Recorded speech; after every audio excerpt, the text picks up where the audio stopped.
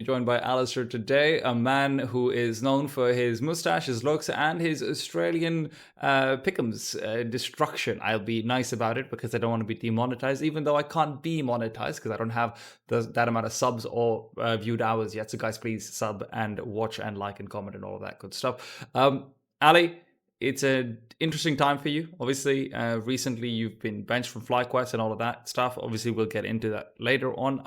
For me personally, I just wanted to start off with 2024 was a wild ride for you, man. How are you feeling?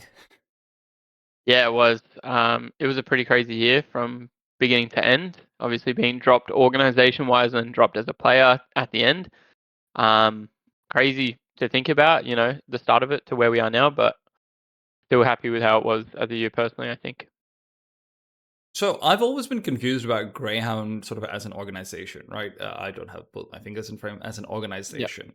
I've always thought that Greyhound was sort of just, hey, it's the five guys, got your sticker money funding it, and there isn't really much in the ways of salary or sponsorship or things like that. What was the actual setup there? No, so there was actually a salary and there was backing and everything. So Mr. Grey pretty much self-funded everything. He was, Mr. Grey of Greyhound. And he got a couple sponsors on board here and there with Rivalry and with Extra Fine and stuff like that. But a lot of it all was just his money. And he was actually paying us all like a very good wage, all things considered for sure. So it wasn't just like five blokes running around playing CS like the B&E strategy. It was an org. We had contracts. The sticker money definitely just helped in that regard also. Hmm. No, I'm sure the sticker money is massive, especially considering, you know, in the past 2, 3 years, ever since the Stockholm Major, it feels like that has become like the primary method of making any money at all in the Counter-Strike space. Sponsorships and everything are fine, but with esports winter, that's always something to sort of keep in mind. Um, I'm also just kind of curious right now about, how the FlyQuest thing even happened for you guys, because like you mentioned, it was a roller coaster. At what point did you start having conversations with FlyQuest? And I think you guys were also talking to Talon at the time as well. Was sort of what the rumor was. But when did these orgs start to approach you? It happened kind of quick. So obviously we picked up Chris and Greyhound, and then we played a tournament under Greyhound, the major qualifier, and we didn't make it. So we got dropped straight after that. And pretty much from there, like we weren't really worried. We always knew as long as we were winning in Australia and as long as we were getting like those major slots, which we were more than likely to do so, like we'd be fine. We knew we still had like a lot of stock in that regard because every organization wants stickers and also the money that comes with it. Like that's how we looked at it at least. And FlyQuest kind of reached out pretty quickly, and we had another organization that was talking with us, Talon. And so it came mainly between them two. And FlyQuest just seemed like a better fit at the time. It seemed like Talon really wanted to make some changes quite quickly. And we weren't up for that at that point in time. Okay, so I'll ask about the Talon FlyQuest conversation maybe a little bit down the line. But like you mentioned, Chris joining. Chris, for everyone who isn't in the know, isn't cool like me in a first name. No, actually, I don't think he likes me. Dexter joining in the beginning of the year was like this really big move. Obviously for Dexter, he'd not had the best of times in his most recent career, but it was still really exciting that, oh my god, this guy's going back to his domestic scene. He's supposed to be the IGL they've always wanted. Everyone's always talking about how Greyhound's got all of these individual stars, but you just need that little bit of structure, as the BS term that everyone throws around on Reddit, right? What was it like for you knowing that sort of Dexter is coming in? Because you actually hadn't played with Dexter before, right? You'd mostly played against him. You'd mostly lost to him. And then he went international and everything. So for you, was there like any hero worship involved in that regards? Like, this guy's made top four at a major pretty recently. He's been IGLing in EU. What were the feelings like for you when he was coming in? No, I was excited. I definitely wasn't like trying to look up to him or put him on this pedestal by any means because I think that's probably not a healthy way to have a team. There just has to be mutual respect, I think.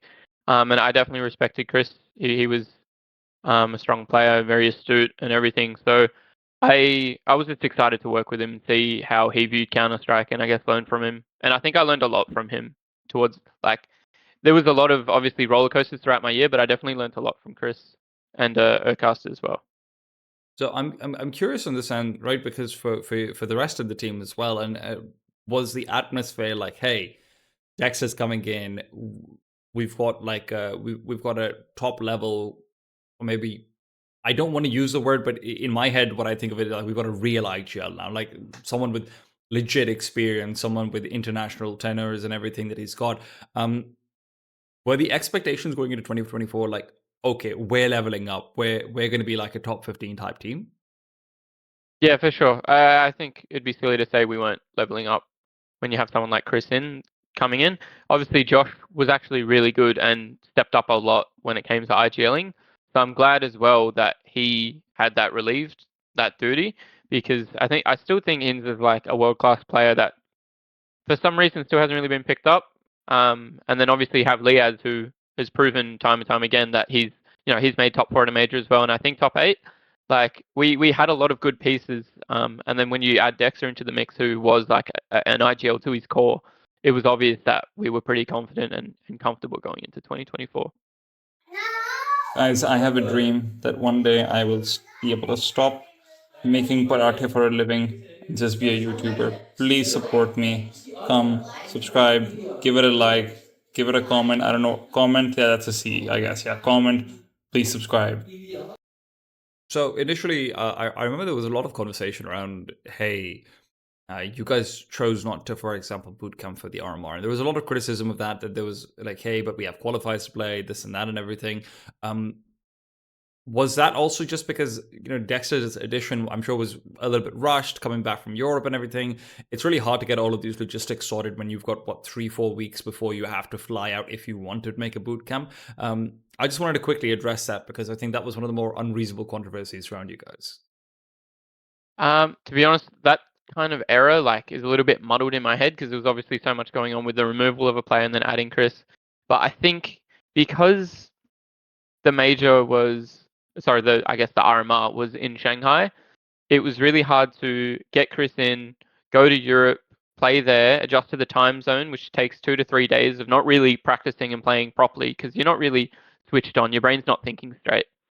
So that's just 3 days you have to account for pretty much, and then do that, and then go home and do it all again and fuck your time zone and sleeping schedule, all that. It's not easy, and I think we thought if we just did enough theory and practiced enough, that it would be enough. But I think what really screwed us in the end was we were at the time practicing on Guam servers against Asian teams, and I think in reflection after that, we knew we majorly fucked up doing that. It made us way less. It was easier to read for them because we'd been practicing them quite a bit. Lin Vision kind of just pounded us in that last qualifier and series, and we'd practiced them quite a few times. And yeah, I think it was just one of those things where they were definitely getting more out of those scrims than we were. We definitely didn't need to.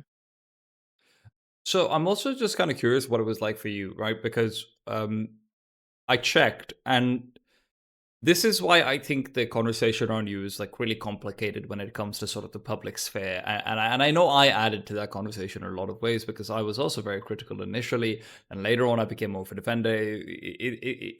We've got an arc, okay? We've got an arc right here. We'll get into that later on.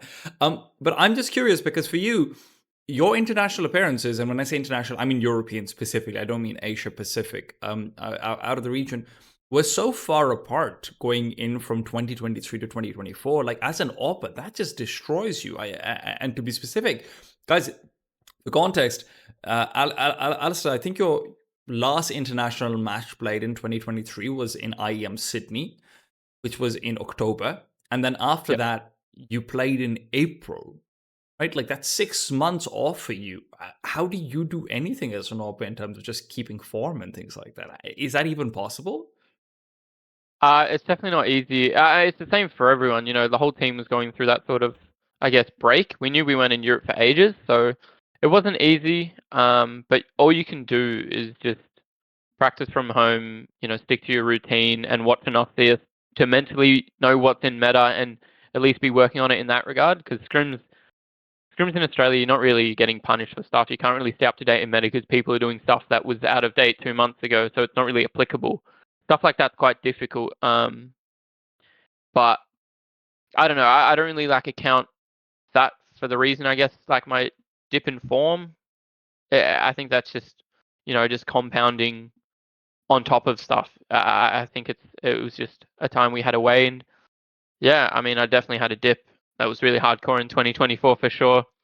But I wouldn't say that it was all just on being away from Europe for 6 months.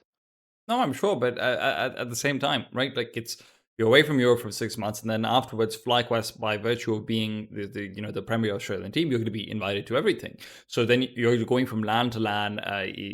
It always feels like you're in a difficult spot. I think you're being a little bit too humble might not be the right word, but I think you might be trying to put more blame on yourself in this case than is due. Because for me, you're talking about meta. I think about mechanics. Like frankly, with all due respect to the players in Australia, they don't compare to the international scene because obviously there's fewer players, there's structural reasons, yada yada yada. But just the raw mechanical difference between offers is massive. And as a team that is ranked lowly, you are going to be going up against some of the better teams in the tournament from the get-go. You're losing to your face clans, you're losing to even in the best of cases like a Team Liquid sort of situation. These guys are insane individually. I think the expectation of consistency is hard to sort of get together, and that's where I'm curious because you mentioned that FlyQuest Talon debate that you guys probably internally had as well.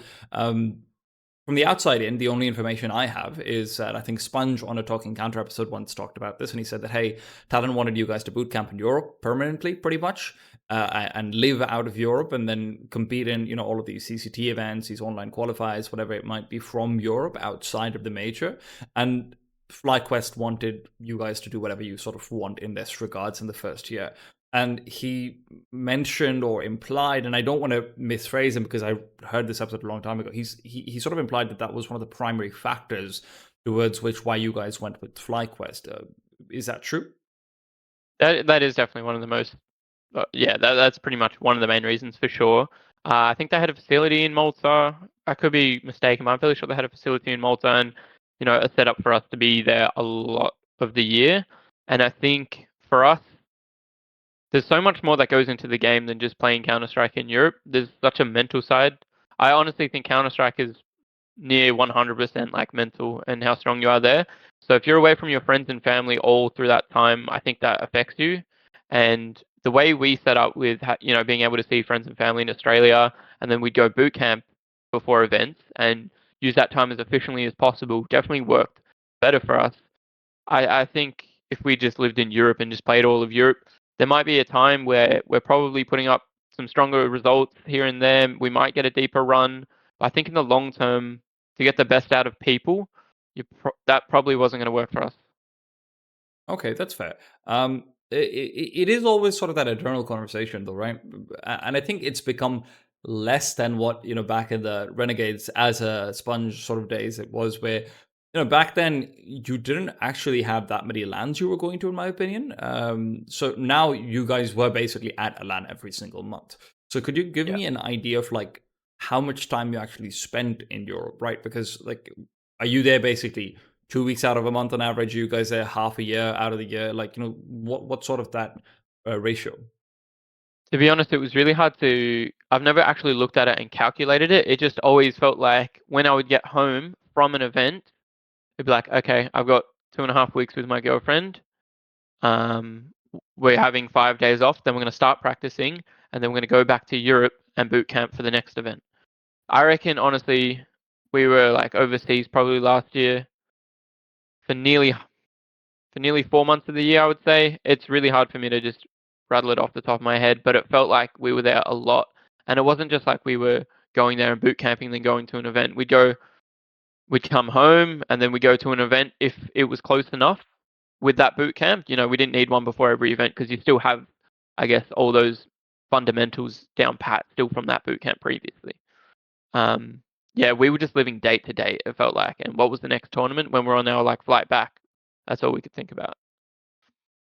Do you personally think that maybe you guys made a mistake at times not going for some of these online tournaments in Europe and things like that as well, just as sort of warm ups in the lead up? Because I'll be honest, that's what I said. That's what I still think. And that's what a lot of the talent members who I've talked to think. That's what a lot of the community probably thinks, that, hey, if you're not playing at least a couple of these CCTs, it's going to be hard to ramp in with just scrims.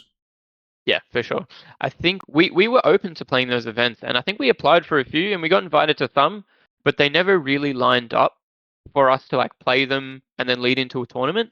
It would have been one of those cases where we actually would have had to flown over, play that online event, and then maybe stay in Europe for like 2, 3 weeks until the next event that we were playing like was a tier one LAN. And that was a long time for us to be away and just to be consistently playing. Because when you're away from home as well and you're not in your own space, all you're doing is Counter Strike. Just you're hanging with the same people. You love these guys, like they're your teammates and stuff. But when you're spending so much time together, like you just want to kill each other over the littlest things, and you get frustrated, like out of the server. Like you're still best mates at the end of the day and stuff, but you're spending so much time away, and it never really lined up for us to play these online tournaments into a tier one event. Because I do think if we played one here or there, it would have been good for us and it would have helped. Yeah, because that's what it always felt like, right? There's all these tournaments in Europe. I mean, I'm saying CCD, but there was also the relog events, which were like 100K tournaments, right? 100K online tournament is going to get some pretty decent teams. You're going to get some like Yeah. 8 to 15 ranked teams. That seems like the kind of place where you go out, you try some shit, you see what works, what doesn't work, and things like that. And yeah, it always did feel like, hey, are these guys really trying? But I suppose that if the invites and everything didn't really line up for you guys, there is a big sacrifice to be making where you're bringing in those extra 2 weeks of boot camping. That said, in hindsight, just for you personally, right? Because as much as you're saying that the dip in form was very mental and this and that, do you personally think that for you, not for the rest of the team, just for you, would you have done better or found yourself faster if maybe you did take one of these? Hey, screw it, we're spending a month here. We're going to be here for the extra time. We're going to play as many small, banana cups as we can, and I will fix everything in that month. Do you think you would have liked something like that? I think it would be hard to say that I wouldn't improve by playing constant competition over a month. I think the way I got over that slump was all mental based. I was in a different headspace when I finished the year. If you compare like how I was in the middle of the year to my last maybe 2 out of 3 or 3 events of the year, I think it's pretty black and white with the form I was in and how I was actually playing in the server, not just impact and stuff like that. I think I was playing much more confident and more sure of myself. I think a lot of it was mental. Oh, I mean, the last 3 months from you were just completely different. There's no doubt about that. Atlanta onwards was just a completely different game, and I was curious because for me personally, one of the things that while I was prepping for this podcast, because I always thought, actually, funnily enough, I always thought you and Dexter used to play together before, because in my head it's like, oh hey, Greyhound, yeah, he's been on Greyhound for so long, but obviously that wasn't the case.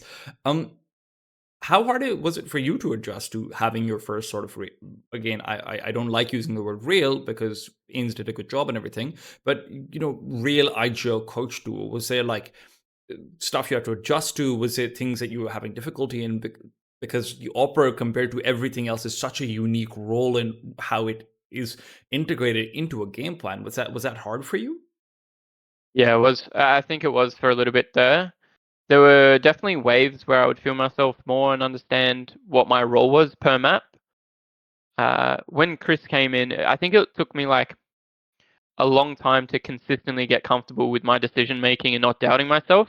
Because Chris, I think like IGLs obviously have to pull everyone and up like at all points. They have to make sure everything's refined, as well as the coach. I think it's probably more on the coach to be doing that stuff. But I think when I was playing with Chris, I always felt like I was being like judged for decision making, which is fine. Like you're always trying to look for answers and fix stuff. And I think it took me a long time to get over that and be like sure in what I'm doing and not worry about what someone might be thinking. Like it took me a fair bit of time, I think, to get through that. And towards the end of the year, I definitely knew like how I was playing, who I was, and what I was doing was better for me and therefore better for the team, I think. I mean, in Dexter's defense in that regards, right? Just for the viewers, not for you, obviously, you understand this. Uh, Dexter's also coming from teams where it is perform or be kicked for him, right? Like his AWPers need to do well, his players need to do well. The pressure that he is used to, that he's, I'm sure, in the first few months sort of bringing in with him on his shoulders. It's not like you shed the habits of 3 years just on a whim. You snap your fingers and it's all good. I'm sure that pressure was also something that he sort of indirectly would relay onto everyone, and some people perform well in that. Some people, like you mentioned, you might have struggled a little bit with that initially mentally, sort of going into things. And I think your struggle sort of peaked around that 3 event run that you guys had, which was EWC, Cologne, and Pro League, which were 3 events that you guys kind of bombed out at. And I Yeah. checked some of the numbers. I think out of 25 maps, unfortunately, you only got like over a 1 rating on like 4 of those. hmm What was sort of going wrong in all of this time for you? That's where, yeah, it's really hard to find just the perfect answer for it. I think a lot of players will just go through slumps, and it's like it's very cyclical where you're underperforming, so your mental shit, and then you're not backing your aim, and it just on and on and on. It just kind of eats until you break through, until you find a few consistent games, and you're like, oh, like I've got this. It was really hard for me to find out what was going on because I was just missing shots, and it's very apparent when an AWPer is missing shots compared to a rifler. Riflers, they can take a duel and get out of there and reset the spray, or they can whiff the spray and it's a little less noticeable. With AWPers, it's very, you either hit the shot or you don't. It's as simple as that. So it was very obvious I was like fucking missing. It was like really clear. Um, and that was when like probably mental wise I was at the weakest I've ever been, and I was really unsure in my decision making, and I knew like my teammates weren't like giving me flack or anything, but I knew I was letting people down. And I think after Pro League, that's where I was like, okay, this is my lowest point of probably like my career. It felt like we lost a game to Sangal, and I know if I just gave in like an extra 10%, we would have beaten them for sure. And that's when I started looking at everything I was doing. On the flight home, I wrote out my routine of what I think is going to make me better, how much I need to be working on. So if my aim shit, I'm going to be doing this for refrag. I'm going to do 30 minutes of rifling, 30 minutes of AWPing before I do anything. That includes like pugging. And then I was going to be watching 2 demos a day. And I would go from that, and I would set which time I'd want to be doing things. Because for me, mentally, if I had a set structure and something I knew that was going to make me better, mentally, whether or not that did kind of make me better, it it kind of like hypnotized me as if, okay, I'm going to be better because I'm following my set routine. Okay. And that's when I think it kind of switched on and I was starting to perform better. That's interesting. So, I'm also just kind of curious from my perspective, right? When we went into Atlanta and I casted Atlanta, so I actually did a lot of demo work on you guys, right? Just an insane amount, unreasonable amount. But I'll tell you why. It, it, I'm gonna sound like such a dick, man. I don't care. I was pretty shit back at that No, point, so I don't really care. And I I copped a lot online. It made me a lot stronger. So it's not even the online hate. It's just that when I was watching, one thing that I said last year, or rather in 2023, at the RMR that Blast was holding, which I always kind of stuck to in my heart of hearts. I was like, hey, Greyhound are frauds. Like, these guys are crazy aimers, but they don't like get it done structurally, and that's because they don't want to in a lot of ways. And I thought Dexter coming in would fix that, but then when obviously performances were up and down, I was like, okay, I'm gonna do my demo work and find out what's like going wrong so that I have valid criticisms, because I hated the generic criticism that everyone was giving, and I wanted to be edgy and hipster and be like, oh no, this is why they're actually shit. And it was and obviously numbers wise you came to the spotlight, and then I'm thinking, okay, I'm gonna find out why Ali's shit.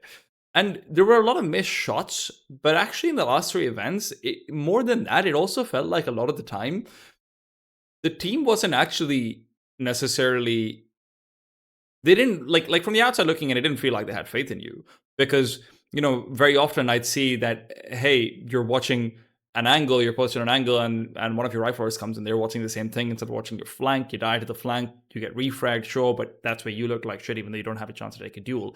And stuff like that was happening like 3 to 4 times a map, which in MR12, guys, if it's happening 3 or 4 times a map, that's like half of the rounds you're going to have an AWP in, right? And it did feel like to me the team was kind of letting you down a little bit, and this is where I started having the conversations with Talon and everything. We're like, listen, guys, he's not good. Don't get me wrong. He is missing shots and everything. But you're being really unfair to him in the sense that saying that everything is his sort of fault as well. Did you feel like, because you mentioned that, hey, no one's giving you flack for it, but did you feel like, oh my God, everything, even when I'm not missing shots, I don't feel like I'm being covered for in the same way. I don't feel like things are shaping out. Was that something you tried to fix then going into the next event? Because going to Atlanta, everything's better. No, I never felt like they didn't have faith in me. I just felt like if we were playing shit, a lot of it came down to our communication. And that's when, like, I think if you see teams and two people are holding the same angle, that's how you know the communication right then and there is dog shit. Nobody's like talking about what they're watching, what's open, and what should be covered.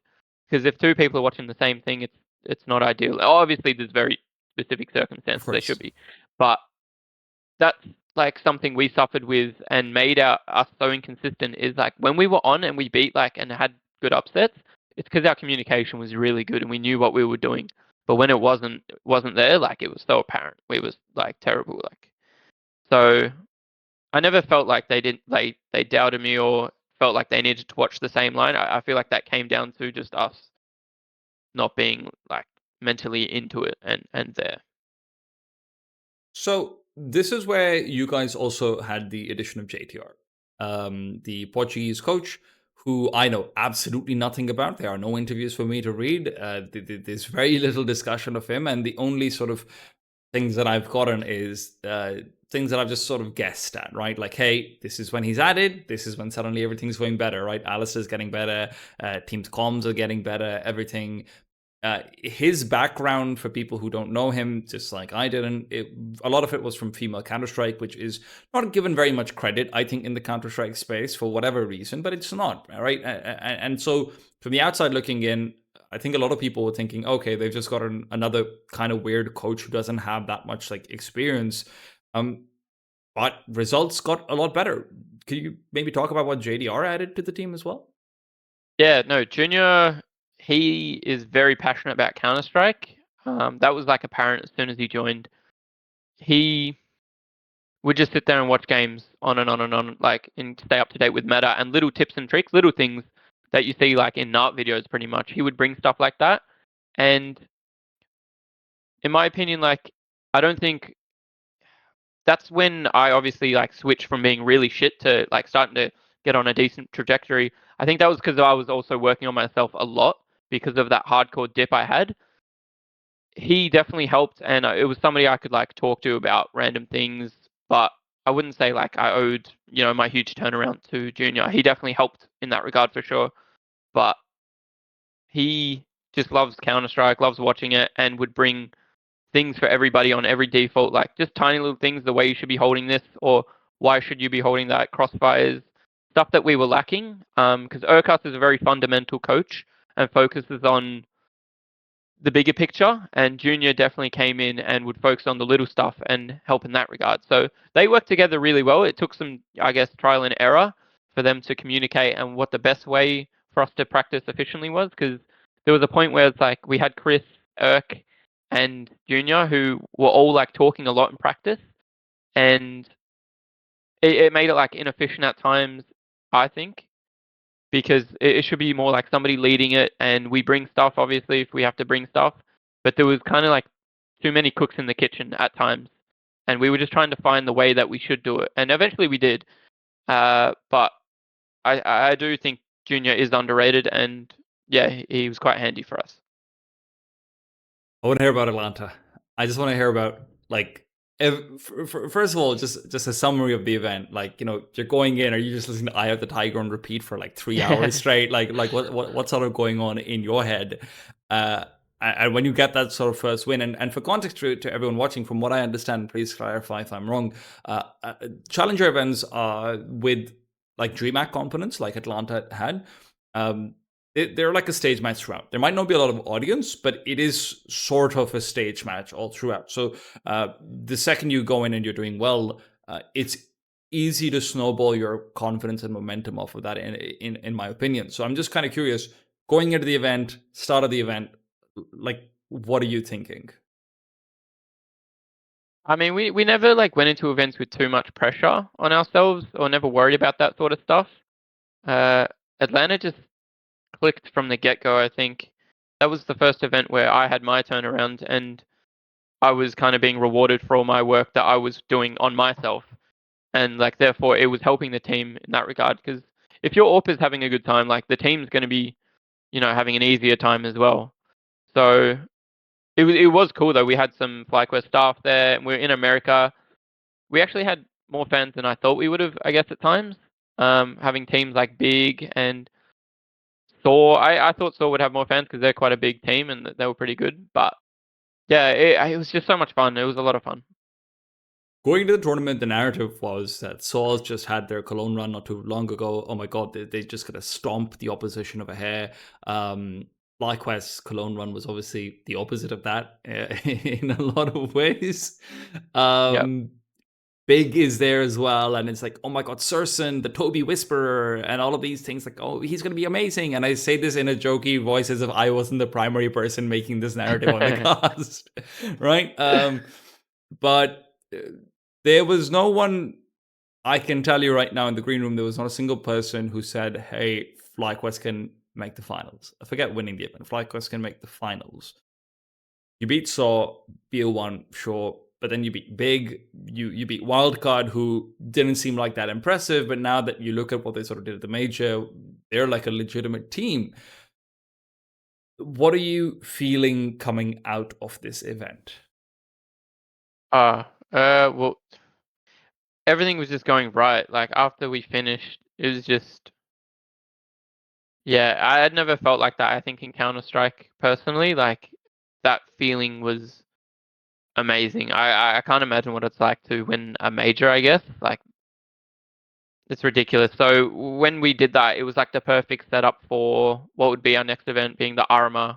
It was like just it couldn't have gone better for us leading into an RMR, because obviously we had such a huge dip having a ship pro league, and then we go into that and we win that event, which was supposed to kind of be a warm up, I guess, for us.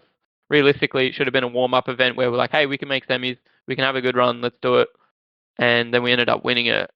So it was nice to also silence people in that regard. And yeah, it was just nice to set ourselves up for the RMR, I think, headspace wise and confidence. One of the things that Michael, as you meet to everyone watching my co-caster, Michael really appreciated about you at Atlanta and sort of going forward was that, and maybe statistically this wouldn't be represented, but like watching your game, it felt like more often than not, on the CT side especially, you were actually making moves in the first 30 seconds of a round, right? Like the round felt like it was programmed around you looking for a duel. Now that might not be true, but that's also why we gave JTR a lot of credit in our heads, because we're like, hey, the programming of a round has changed. If the programming changes, very often that's where you credit leadership for one reason or the other.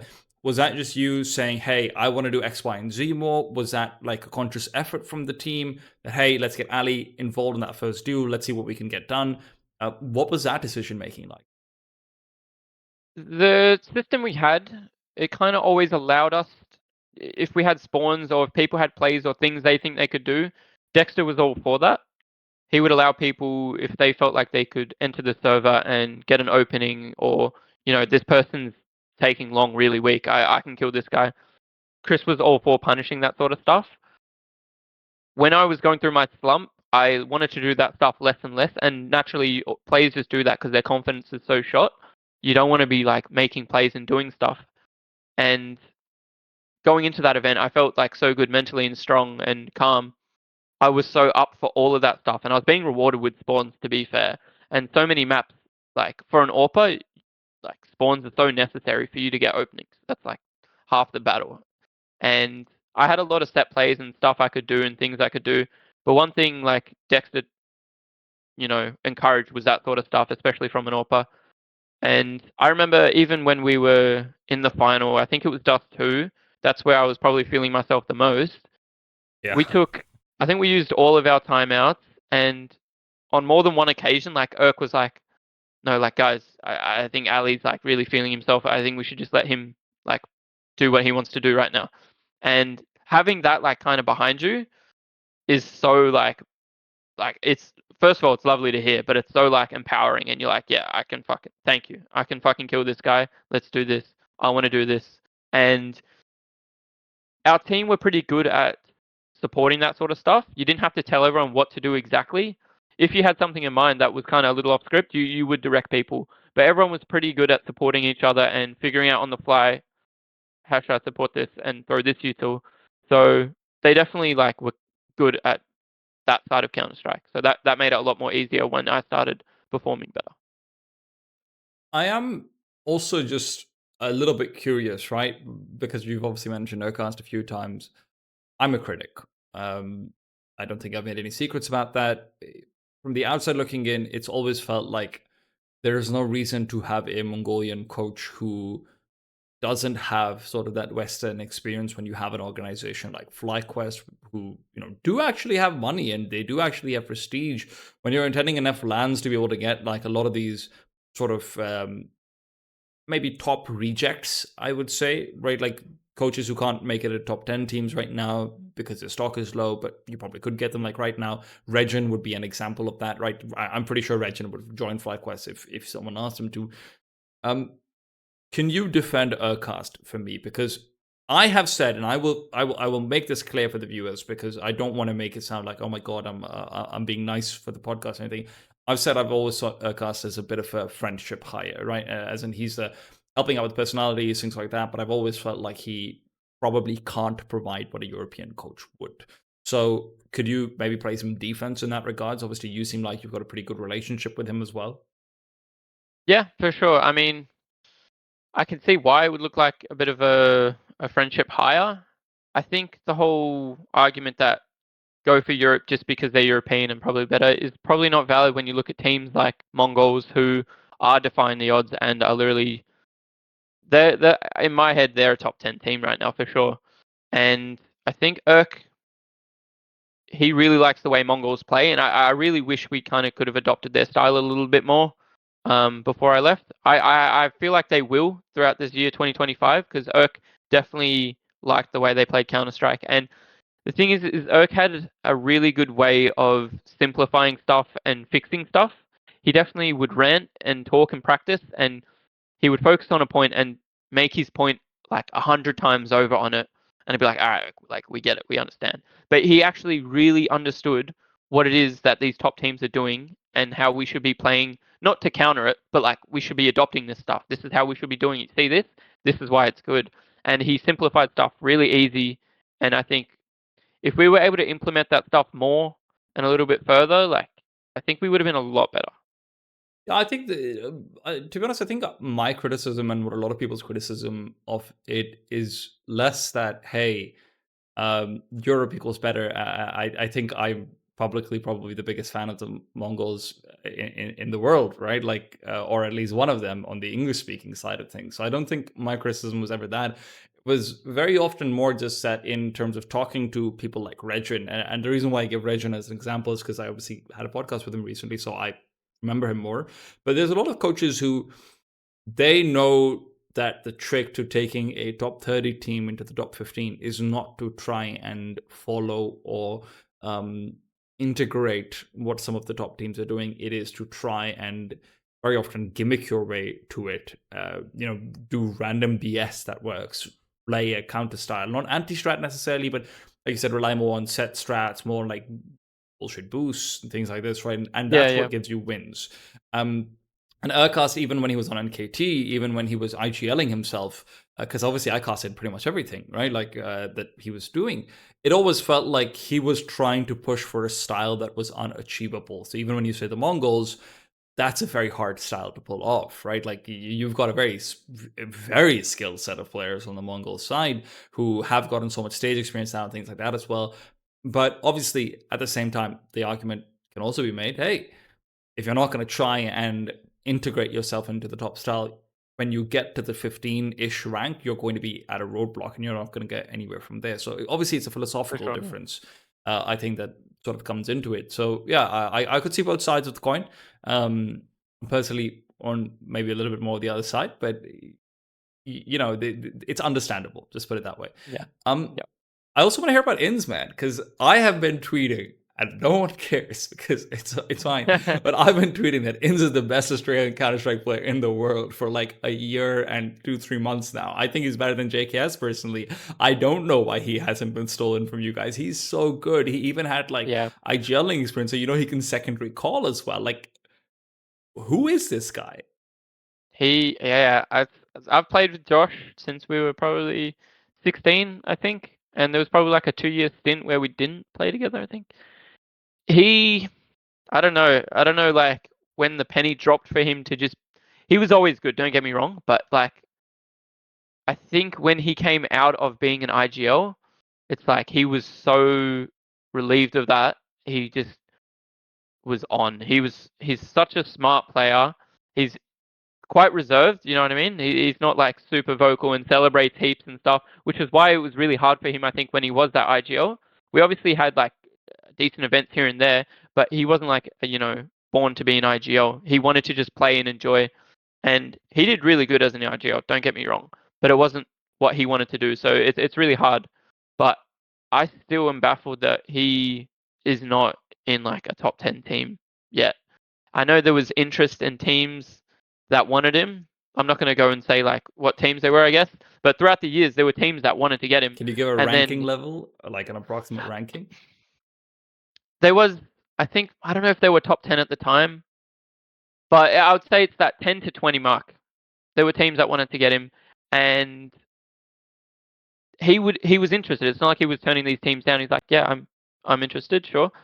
And then they would sign someone else, and it never made sense in my brain, like the plays that they were signing over him. Like he's such a undiscovered gem, and I think over the next few years, like people are going to see like how good he really is, because he's been putting up these numbers, and for some reason people are still not really paying much attention or giving him enough credit, because I still think he's the best Australian player as well. I think JKS is a mad player, don't get me wrong. I do think Ince is the best though.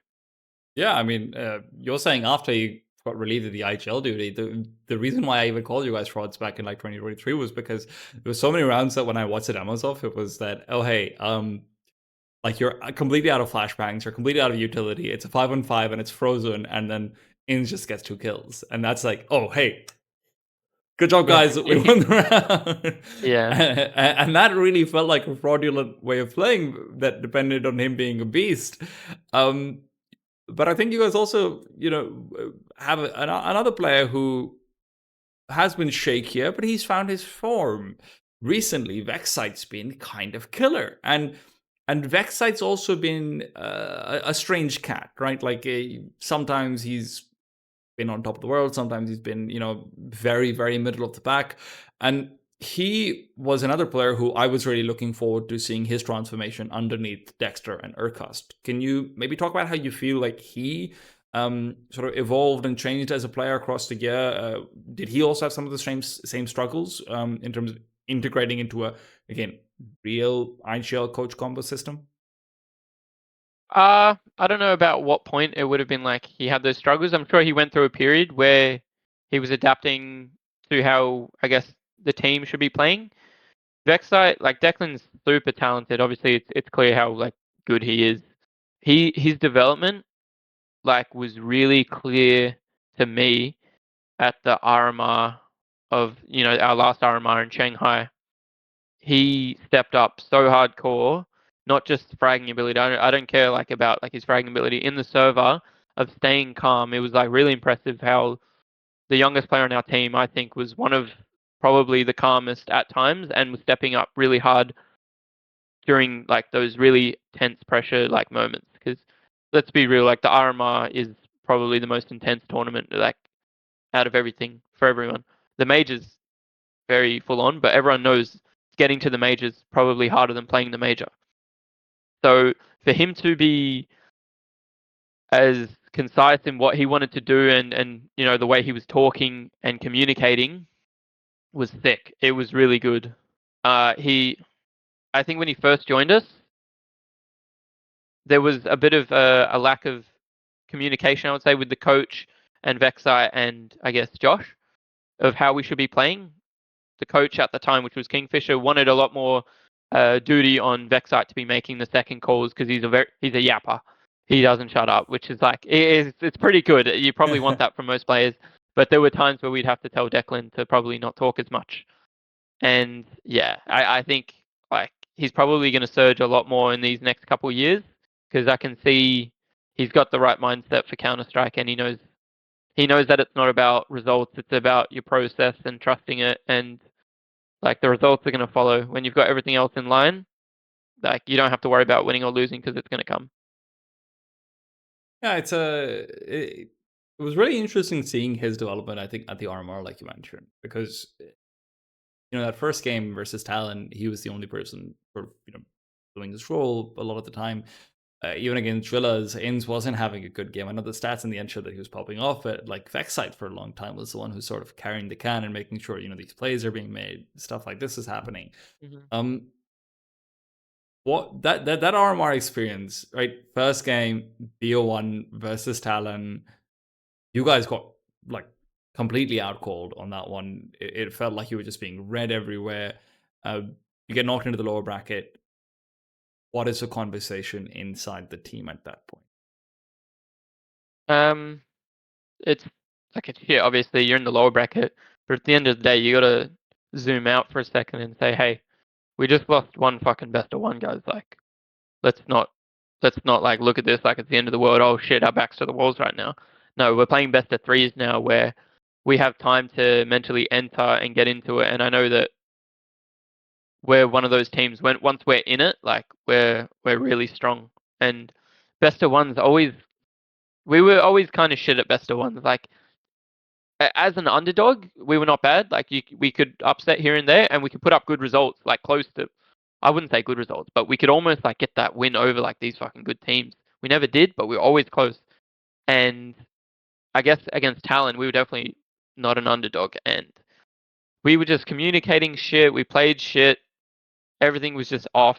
It was bad, and then we like went back to the drawing board and we were talking, I guess like a debrief, and it's like, guys, we lost one map. Like, it's not the end of the run here. Let's just fucking show up tomorrow and play better. It's as simple as that. Let's talk more and have better ideas. That's it. And then we ended up starting to show better CS and play better. What was the game like versus Drillas? Because like I can tell you, it felt like the entire world is just watching and it's fully divided into like fuck the Yeah. Drillas or let's go Yeah. Olympics or one or the other. It would have been cool if that was the qualifying game. I think that would have been like one of the coolest fucking games of ever. But yeah, there was so much weight on it, and that's where I think that like Vexite really shined at times. You know, I, it was intense. Obviously, we were down 15-18 on that map. That I think we were schooling them at the start of the map. We felt so in control and good, and then it just started slipping. You'd lose pistol, and then you lose the gun round, and before you know it, you're like tie. And so when it started getting close and close, everyone could feel the pressure a bit more. And I think Dexter at times definitely would put that pressure on himself. And I think Vexite he kept his cool. He was really good. And when I just remember being 15-18, we were down, going to the next half, and it was like I never like gave up. I never felt like we were ever out of games against anyone. And just it went to halftime, and it was really quiet because we just lost 3 in a row. It's not looking good, and I just said it for the sake of saying it. Almost it felt like I was like, guys, it's like just 3 rounds. That's all it is. Let's go now.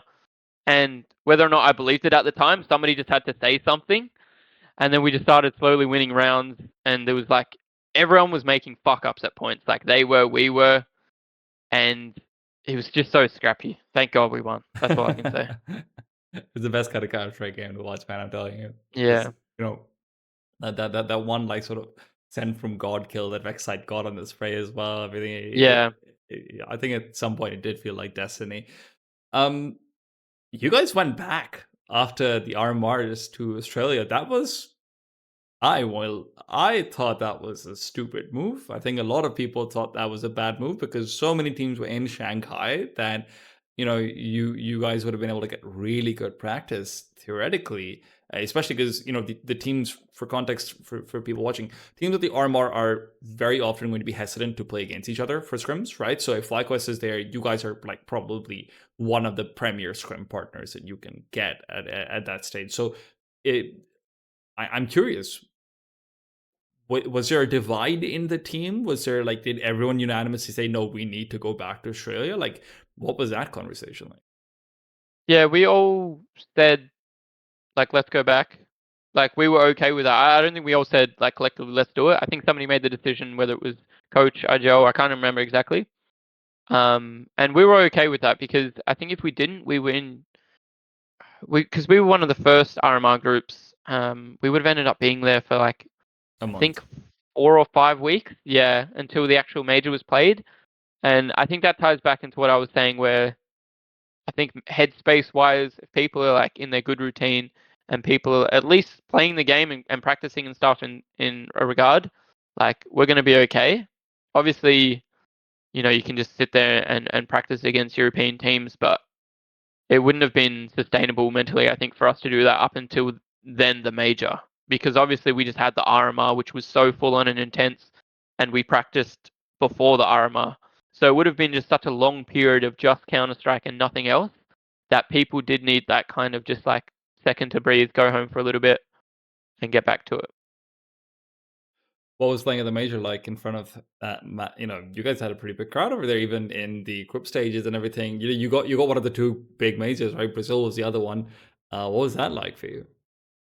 It was a lot of fun. They were such a loving crowd, man. Like, no matter who you were, like, if you just waved at the crowd, you had like 500 sets of hands just waving back at you. It was cool. It was a lot of fun. I remember when we played in Rio, we were just always like the team that they were not going for. It didn't matter who we were playing. We were playing Vitality. Everyone's screaming Zai Wu. And when we went here, it was almost like, I wouldn't say a popularity contest, but you could win the crowd over in the pregame by like waving and doing stupid shit to just kind of like rally up the crowd a little bit. So it was a lot of fun. They were cool and interactive. Yeah, it was a good time. You guys almost made it to top 16, one map away, man. Like, I and then the know. slide. And then we were like that, and then we just fell off the cliff. It was sad. What happened? I mean, listen. Let's set expectations from the very start. I don't think a lot of people were expecting you guys to make top 16. I don't know even know if you guys were expecting to make top 16. I'm sure it was a goal of yours. I'm sure that's what everyone wants to achieve. But thinking that it is the more probable outcome is sort of a different story. Still, you get to 2-0. You're against Liquid, which kind of a shit show, to be perfectly frank. And at that point onwards, things don't really work for you. What was that journey? Yeah, so obviously we played Complexity up first, and we went in, and it felt like a scrim where nobody doubted decisions. Everyone was playing off each other well. Communication was on point, and then it was the exact same story with Big. It was just another day in the office, and then even our third map of the event, which was Liquid, that was comfortable. I think we Yeah. wrecked them on, was it Ferno 13-5, 13-7 or something? It was pretty comfortable the whole way through for those first 3 maps.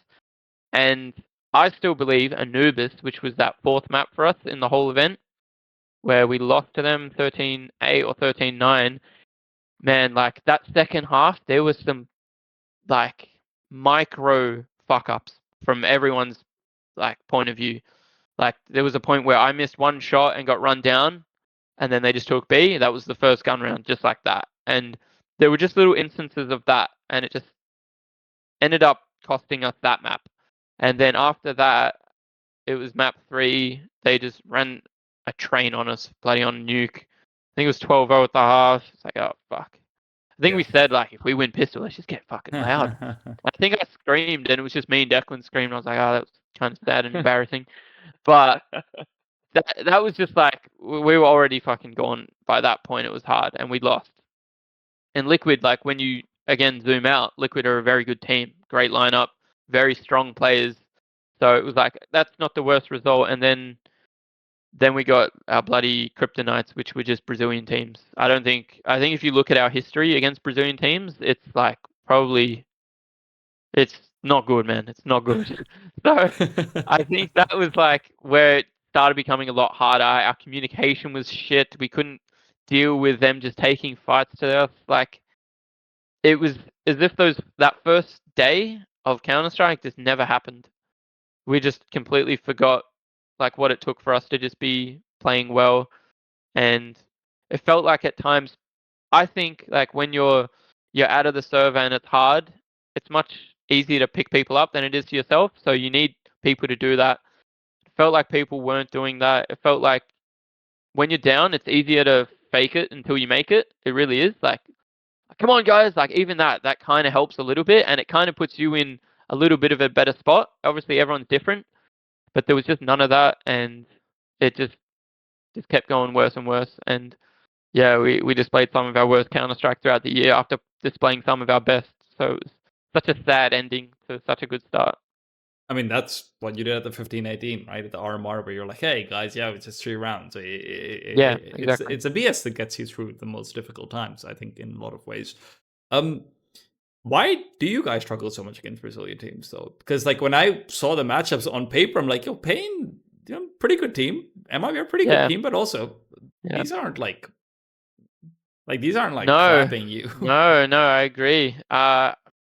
Dude, I don't know. Like, if you find out, let FlyQuest know because we could never figure it out. Like, it just didn't matter. Even yeah, I can't even give you an answer to be honest. It's just such a bad track record against Brazilian teams. I don't even think the style they play is like crazy or more difficult than most. It's just it might even just be a mental block for all we know. More subconscious than we think, but yeah, it was always tough against Brazilian teams. Yeah, because on one end it's the Asian teams like Mongols and Lin who are getting these ridiculous wins over Brazilian teams, and then for you Yeah, guys it's sort of the opposite story. But you guys do better against European teams very often. yeah, yeah. Yeah, it's weird. We're always more comfortable against good European teams for some reason. I don't know. Like if you have a look at our like histories with FaZe and stuff like that, we were always like we liked playing against those kinds of teams in a weird way. It felt better. And then you put us against like a Brazilian team, and all that shit goes out the window. Yeah, I mean it's always a weird dynamic, the interregional part. I think that's one of the things that kind of sucks about CS, that we haven't been able to properly explore like oceanic Brazilian rivalries, or like the Asian Yeah, Brazilian or Asian North American rivalries, because so many times you go in and what's the first team you're facing because you are the worst team seeding wise in the tournament. It's like, oh hey, okay, it's Vitality, it's maybe a Liquid afterward, bing bang boom, okay, goodbye. yeah. Um, it's weird. I kind of miss rivalries and sort of that space of Counter Strike. I feel like there's none of that anymore. There's no more shit talking. I guess banter. Everyone's just like best mates now. That's why I Yeah. feel like Blast County could be really cool. I hope so. I hope that it does a good job. But the problem is, I think for Blast and their broadcast, uh, I'm trying to find a nice way of saying this because like I want to be hired by them as well. I think very often as a broadcast operator, it's hard to have one person who then stands up and says, no, I will carry the can for everything, right? Like we will force out things like banter. We will force it out by making segments that are created to evoke this, right? It's Yeah, yeah, difficult to put yourself in that position because you're not like a TV executive. You're not making, you know, 10 million a year where even if you lose out, you still got money in the bank. You very often in esports, these people are making, decent wage, but regular sort of middle management sort of wage, from what I understand. So yeah, it's tough. I yeah, hope they do a good job though. It's going to be fun to watch out for. yeah, Um, for sure. you got removed after a streak of very good form, in my opinion, for 3 months. You did very well. Completely different opera. Do you Did you know beforehand? Like, was this decision made a while ago? Because I'll be frank, this decision couldn't have been made right now, in my opinion. I think this decision probably was like, hey, a couple of months back, something like it. Yeah. Uh, yeah. I have no idea when it was made. Like it was honestly pretty quick. They told me, and then it was fucking out there, like for everyone to see. I'm not sure if there's yeah, like how long it was in the works, and I think I would have been removed earlier in the year because of my slump and my form. So I'm glad that we had that there, that I could justify. and show that I could have overcome that. And obviously it was clear. I'm not like saying I had 1.2 ratings, 1.3 ratings consistently after that slump, but I was showcasing much better Counter-Strike and I was playing much better. And I'm glad that we had that there to allow me to not, to showcase that side of me and show myself really, because yeah, I think this industry has like obviously a really bad habit of just labeling people and keeping them in that little box. Like I'm probably still known for that really shit slump, and it's going to be really hard for me to break that, but I'm glad that I got to prove that I can actually compete still at that level.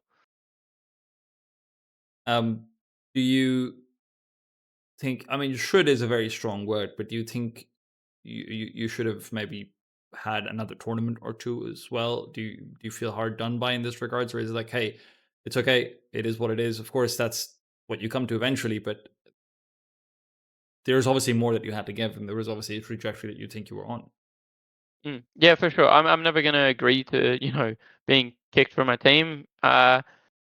If there was ever a time for it to happen, like it made sense in the aspect that it's the end of the year and there's a huge roster wave happening. There's this whole shuffle of just everyone's making changes for the new year. So that made sense in my head. I never thought to like try and change their mind or worry about that, because obviously the decision was made and I'm not going to sit there and try and, get my way back in. That was not what I wanted to do. I still think I can. I still think I can carry this form into whatever project I go into next, because for me, it wasn't about just performance. It was getting my mental right to allow me to perform like that. And I think I have the key and tools to all of that because of all the shit I copped throughout the year. It made me understand a lot more and prioritize stuff as to like where I was at the start of the year to where I am now. I understand like what I need to be prioritizing basically. I had a throwaway tweet from my perspective. Like I didn't actually think about it too much at all. About the signing for Gali, and probably had the most views I've had on a tweet all year long, because I was just like, hey, had a thought, tweeted it out. I didn't think it's a controversial opinion by any stretch. I'm curious, do you think you're better than Regali? Of course, I'm sure you do, but I just want to hear it from your mouth. I don't know. Like, see, for me, I never look at myself like, am I better than that Orpa? I only just wanted to do the best I could for my team. I remember back in the day when we played against Regali. He was Fnatic Academy and he subbed in for Fnatic in a scrim. And I played against him and we played Overpass and we were really shit at Overpass always. That's why we never like tried to keep playing it. And I thought he was actually quite good. I was like, okay, this guy's actually not bad. In terms of how he'll mesh in with that team, I have no idea. I don't know enough about him. Man for man, am I better than Regali? I couldn't answer that. I really don't know. So I can't really give you that headline. I'm sorry, but I just don't know. I mean, well, how am I going to get my clickbait? I'm like, stop this, please. I need views, Alex. I need views. I need people to watch me. I need people to follow me. I need to be hired to events. Don't you know this is the only way I get relevant? Now, I do kind of wish, I mean, and I say this, right, like this is the part where I say my mind. I do kind of wish that you would put yourself out there more, though, to be perfectly honest. I think it's one of those things which I always think about Australian players in general, not just you. I wish you would put yourself out there. I wish you guys would make statements like, hey, we are better than X, Y, or Z. Hey, we are going to beat X, Y, or Z, because your teams are so often so vanilla, even though I know you guys as people aren't, right? That's the weirdest thing. Like, it's like you guys are. I've met you when you're not on camera, right? You guys can be Everyone quite likes to have spicy. fun and lose, and Yeah, fuck around a bit. Yeah. but then what's sort of shown on the media is, and at most it'll be like a couple of, hey, kind of funny, safe jokes, but there's not really like any finger pointing. There's not really any comparison, and it does feel like a lot of the times, even when you're doing really well, there isn't pride, there isn't ego, even just in the public facing way. And that feels disingenuous sometimes. It feels like a bit laissez faire. And I do kind of wish that you guys would put yourself out there a little bit. I think it's easier to not put, not talk shit as an Australian, because, man, the fan bases, they love shitting on Australians. Yeah. Like, and it's really easy to like stay out of the spotlight in that regard and not have to worry about people hounding you and taking the piss out of you and cheating on you. Because for me, in FlyQuest, Greyhound, Renegades, all those teams, I probably copped the most shit because I was celebrating the hardest and screaming all the time that it put such a target on me. And it was never like an arrogant way of screaming where I was like, fuck you to the other team. I was just celebrating because I wanted to get the boys hyped on like that were next to me. And like, man, fans just love going for people. And yeah, it's really hard. And I think the more you talk shit, man, you got to be able to back it up in this industry because there's going to be a lot of noise if you don't. Of course, I mean it's like the dog, gotta walk the walk, right? Like that's sort of the end all be Yeah, all. exactly. Um, what's next for you? I messaged you this on Twitter, right? When everything was initially announced.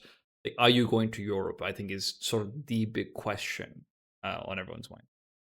Yeah, so for me, I'm not just gonna move to Europe right now and just sit there and pug. I'm open to all opportunities, whether it be America, Europe, Australia. If it's the right project and the right opportunity, and it makes sense, I'm open for it, and I'm willing to hear all that stuff. In the meantime, as well, like not even in the meantime, if there ever comes a point where I'm not really getting any offers, I'm very interested to stay in the space, and I do think I want to do like talent work because I really think there's a lack of players who go into that side and talk about Counter Strike. Like you look at Bubsky and you look at Stiko and stuff like that. It's so interesting when they're on the desk for me because the stuff they're saying is like, yeah, I completely agree with. They're giving the player perspective, and it makes a lot of sense. And I think like if that can be implemented more, it's I personally feel like that stuff's really entertaining to see, and I think I can share a lot of that as well because I'm comfortable with talking and talking in front of cameras and stuff. So for me, right now, it's just not rushing into anything and not fading into irrelevance. Because man, like I love the game, I love talking about it, and I love playing it. So I'm gonna do everything I can to stay in this space and just keep working for it. Do you think it might be harder for you to get like a project directly, like as a player, considering like you said, like your reputation isn't the best, maybe unfairly so, but you know your reputation right now isn't the best.